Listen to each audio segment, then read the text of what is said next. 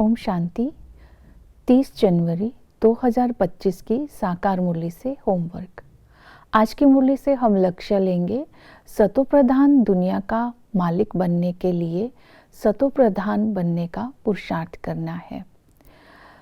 आज की मुरली से हम ब्रह्मा बाबा के जीवन की विशेषता लेंगे। स्नेही स्वरूप ब्रह्मा बाप समान बनना है। स्नेही स्वरूप बनने की जो विधि बताई, पहले ध्यान देंगे स्नेही स्वरूप बनने के लिए बाबा ने कहा चलना, रहना, खाना, पीना स्नेही के दिल पसंद होता है। स्नेही से प्यार है तो जो स्नेही को पसंद है वो मुझे पसंद है, ये अपने अंदर चेकिंग करनी है। दूसरी विधि बताई निरंतर योगी सहज योगी। इस विधि के द्वारा स्नेही स्वरूप बन बाप समान बन जाना और अमर भव का वरदानी बन जाना, जुदाई को विदाई दे देना, अर्थात निरंतर बाप की याद में रहकर बाप समान बनना, ये है स्नेही स्वरूप बनने की विधि। इसके साथ बाबा ने स्वमान आज की मुरली से जो हम लेंगे, मैं अचल अडोल आत्मा हूँ, संकल्पों के बीज को समेट कर हलचल की परिस्थिति में भी मन बुद्धि को बाप के ऊपर एकाग्र कर अपनी मनसा को शक्तिशाली बनाकर विश्व को साकाश दे रही हूँ। इस स्मृति में सारा दिन रहना। आज की मुरली से सतोप्रधान बनने के लिए हम कुछ बातों पर अटेंशन देंगे। पहली धारणा हम बुद्धि में रखेंगे, अपने स्वभाव को ईजी बनाना है, पुरुषार्थ पर अटेंशन देना है, किसी से सेवा नहीं लेनी है, क्योंकि बाबा ने कहा तुम खुद ही सर्वेंट हो। अगर अभी सुख लेंगे तो भविष्य में सुख का वर्षा कम हो जाएगा। इसलिए ये श्रीमत को बाबा की अपनी बुद्धि में रखना है। हलचल में अचल रहना है, चाहे राजनीति की हलचल है, करेंसी की हलचल है, वस्तुओं की हलचल है, स्वभाव संस्कार की हलचल है, किसी भी कर्म भोग की हलचल है। अपने आप को अचल रखने के लिए अपने संकल्पों के बीज को समेटना है, अर्थात समेटने की शक्ति को यूज करना है, विस्तार को सार में लाना है। अगर बाबा ने नेक्स्ट धारणा बताई है, अगर एक बार भूल हो जाती है तो कान पकड़ना है, अर्थात अपने से भूले ना हो। नहीं तो बाबा आज धर्मराज का रूप भी है। आज की मुरली में बाबा कहते मेरे फरमान का उल्लंघन करेंगे तो धर्मराज के डंडे खाने पड़ेंगे। जो जो भूलें होती हैं उन भूलों के लिए बाबा ने आज टाइटल भी दिए हैं। भूलें कौन कौन सी बताई?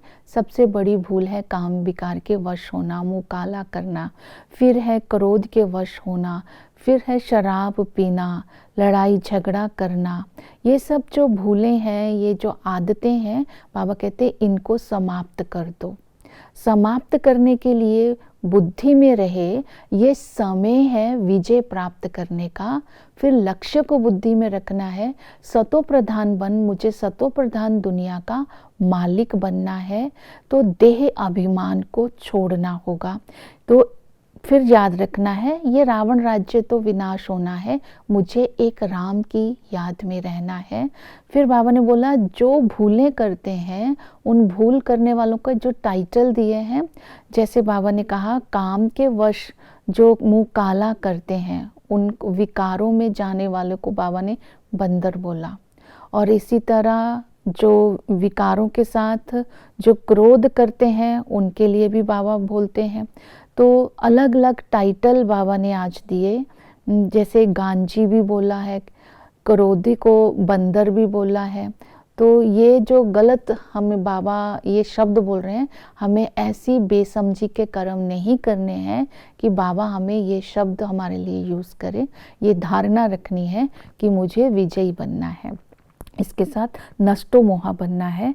नष्टो मोहा बनने के लिए बाबा ने बोला इस पुरानी दुनिया में कुछ सार ही नहीं है जो किसी से दिल लगाए, इसलिए अपने आप की चेकिंग करनी है कि मेरे को किसी के साथ दिल नहीं लगानी है। ये दुनिया विनाश होने वाली है, अंतर्मुखी होकर के रहना है। जो बाबा ने फिर बोला कि जीते जी मरना है, बलि चढ़ना है, ये इस समय की बात है। तो नष्टो मोहा बनने की युक्तियां बताई। इसके साथ माया जीत बनना है, कुल कुलंकित नहीं बनना है, ऐसा कुछ कर्म ना हो जिससे ब्राह्मण कुल की बदनामी हो जाए। तो याद में रहने का अभ्यास करना है, चलते फिरते उठते बैठते बाप की याद में रहना है, कर्म योगी बन करके कर्म करना है। याद करने के साथ साथ घर को भी याद करना है। फिर बाबा ने याद करने की विधि बताई, अपने को आत्मा समझ बाप को याद करना है, क्योंकि आत्मा ने अभी 84 जन्मों का पाठ पूरा कर लिया है। आत्मा ही 84 जन्मों के पाठ में आती हैं और अभी घर वापस जाना है, ये स्मृति में रहना चाहिए और ख्याल रहना चाहिए कि ऊंची मंजिल है तो सतो प्रधान बनना है बाप की याद से। बाप निराकार है, कालों का काल है, ऊंच से ऊंच है, नॉलेजफुल है, पतित पावन है। इस समय जो बाप की याद में रहेंगे तब ही हम वर्षे के अधिकारी बनेंगे।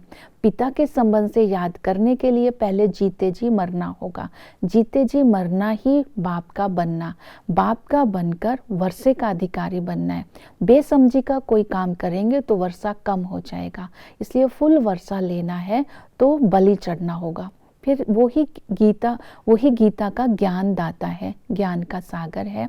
इस ज्ञान को जीवन में धारण करना है और इस ज्ञान का दान करना है। इस ज्ञान का एक एक रत्न अमूल्य है, अर्थात लाखों का है। तो इन ज्ञान रत्नों को जीवन में धारण करके दूसरों को दान कर अपनी ऊंच तकदीर बनानी है। वही सतगुरु आकर के हम सबकी सदगति करते हैं, मुक्ति जीवन मुक्ति देते हैं।